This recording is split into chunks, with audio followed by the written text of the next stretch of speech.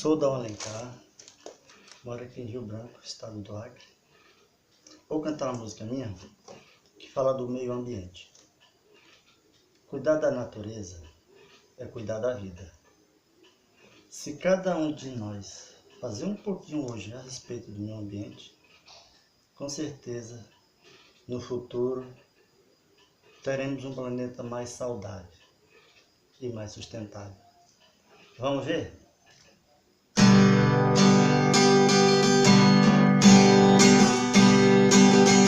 Sou forte quando quero devastar, sou fraco quando vem me castigar.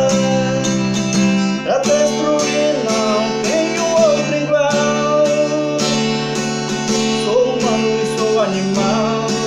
Falo do homem e da natureza, que brigam tanto sem medir fraqueza. A natureza é uma beleza e essa beleza vamos conservar. Não deixe acabar as matas da Amazônia. Não deixe acabar com as nossas águas doce e mineral. Não deixe acabar com os pássaros que voam aos livres. Proteja tem que ser agora, salve a nós e os animais. Os rios, peixes desaparecendo, a fauna, a flora, os animais morrendo. Efeito estudo está preocupando. Seja responsável, seja mais humano.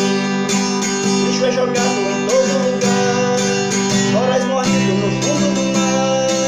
É um absurdo a poluição, rio transbordando mata a multidão. A terra treme, morro derretendo, prédio caindo, fumaça e incêndio. Meu Deus, por que existe tanta guerra?